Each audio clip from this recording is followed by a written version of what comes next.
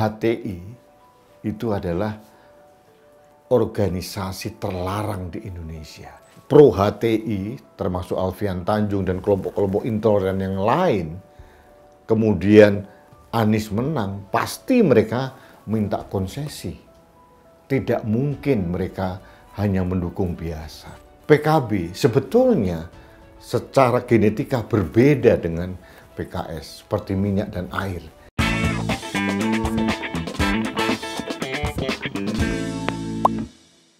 Halo sahabat Main TV, kita bertemu kembali dalam Rudis Main. Sahabat Main TV, Pilpres 2024. Ada beberapa hal yang harus saya sampaikan ke ruang publik kepada Anda semuanya terkait dengan pertanyaan yang masuk ke saya. Ada yang menarik pertanyaannya. Seberapa besar risiko atau kerusakan untuk Indonesia kalau kelompok dari Anies Baswedan ini bisa memenangi Pilpres tahun 2024 dan menguasai Indonesia? Jujur, saya amit-amit jabang bayi saya. Mudah-mudahan tidak terjadi. Karena apa? Karena saya tahu persis gerbong dari Anies Baswedan itu penuh dengan kelompok-kelompok yang sangat membahayakan Indonesia. Mungkin Anda pernah dengar ucapan dari Alfian Tanjung, pendukung dari Anies Baswedan. Dia mengatakan, saya akan mendukung Anies Baswedan dan kalau Anies menang, saya minta HTI dihidupkan kembali. Wow, HTI itu adalah organisasi terlarang di Indonesia. Hizbut Tahrir Indonesia itu berbahaya.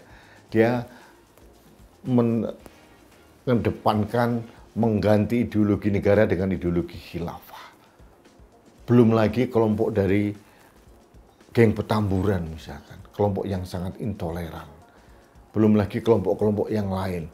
Contohnya Abah Aos yang dari Tasikmalaya yang barusan dipecat dari pesantren Suralaya. Itu benar-benar membahayakan kita. Jadi kalau saya katakan terus terang bahwa jangan sampai ini terjadi di Indonesia.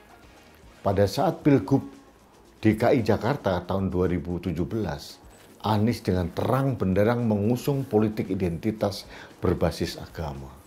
Mereka melalui masjid terus disuarakan untuk menyerang lawan politiknya dengan branding kafir. Gitu. Orang-orang yang mendukung lawan politiknya dianggap orang yang murtad kalau orang Islam, orang kafir. Ini berbahaya dan itu selalu digaungkan. Dan Anies mempunyai sifat yang sangat jelas terlihat, dia akan menempuh cara apapun untuk meraih kekuasaan. Ini yang menurut saya harus dihindari untuk Indonesia. Kalau kelompok-kelompok yang sekarang mendukung Anies Baswedan ini, baik dari kelompoknya Pro HTI, termasuk Alfian Tanjung dan kelompok-kelompok intoleran yang lain, kemudian Anies menang, pasti mereka minta konsesi. Tidak mungkin mereka hanya mendukung biasa. Mereka mengedepankan Indonesia bersyariah. Nah, kalau ini terjadi, Anda bayangkan Bali akan menjadi Republik Bali mungkin. Ada lagi di Indonesia Timur, mereka akan memisahkan diri dari Indonesia. Jadi ikatan kebangsaan dari Sabang sampai Merauke, dari Pulau Miangas sampai Pulau Rote itu akan lepas kalau kelompok-kelompok seperti Anies Baswedan ini menguasai Indonesia.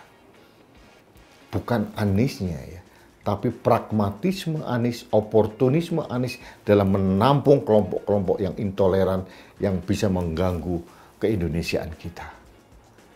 Yang jelas keberagaman pasti akan terganggu. Kalaupun sekarang Anies bisa masuk gereja, kemudian di Papua dibaptis dengan nama Yohanes, atau mungkin masuk lagi di wihara, itu hanya pencitraan politis. Anies tahu suara umat Islam itu paling besar di Indonesia. Inilah kendaraan Anies Baswedan. Apalagi sekarang Anies ini didukung oleh PKS. Anda tahu seperti apa PKS.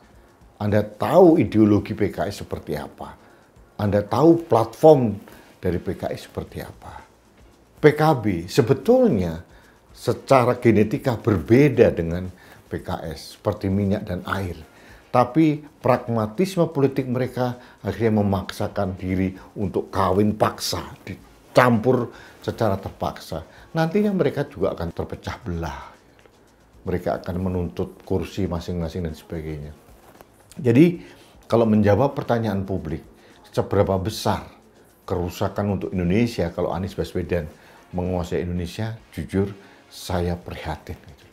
Indonesia tidak akan lagi sama kalau dipimpin oleh orang-orang yang pragmatis dan oportunis. Apalagi gerbongnya itu sangat membahayakan Indonesia. Saya berharap kelompok nasionalis ini bisa menghadang laju orang-orang yang bisa membahayakan Indonesia ini. Dan ini jelas-jelas Anies ini adalah antitesis dari Jokowi. Dan menurut saya yang paling dikhawatirkan oleh Presiden Jokowi adalah munculnya Anies Baswedan. Kenapa? Dia akan menolkan, akan memangkas semua apa yang sudah dirintis oleh Presiden Jokowi sekarang. Pembangunan infrastruktur, pembangunan ekonomi, UMKM semuanya akan berantakan, akan di-resetting sama Anies kalau dia memimpin Indonesia. Dan risikonya rakyat akan tertimpa musibah ambisi politik orang-orang seperti ini. Akan kembali ke titik nol dan itu menurut saya sangat riskan untuk Indonesia. Presiden Jokowi telah berhasil mengangkat Indonesia, membawa Indonesia ke kancah yang lebih tinggi, baik di kawasan regional maupun global, diakui oleh dunia internasional. Di tangan Anies yang mungkin didukung oleh proksi kekuatan asing, ini pasti akan porak-poranda. Semuanya pasti akan ditata ulang dengan jargon perubahan, dan akhirnya kita rakyat akan menjadi korban. Kita jangan pernah mimpi Indonesia gemilang yang akan terjadi tahun 2045 kalau orang-orang seperti ini akan memimpin Indonesia. Jadi pertanyaannya sekarang, bagaimana cara menghadang laju orang-orang yang di sekitar Anies Baswedan, perkuat keindonesiaan kita dengan mendukung orang-orang yang mempunyai mazhab nasionalis murni. Salah satunya yang paling kuat adalah Ganjar Pranowo. Itu saja yang ingin saya sampaikan pada kesempatan ini. Mudah-mudahan ini menjadi pencerahan bagi kita semuanya dan kita semakin waspada. Jangan salah memilih pemimpin. 5 menit kita salah memilih pemimpin, kerusakannya Indonesia itu akan terjadi bertahun-tahun dan susah sekali diperbaiki. Baiklah sahabat Mind TV, kita bertemu kembali dalam Rudis Mind berikutnya. Sampai jumpa.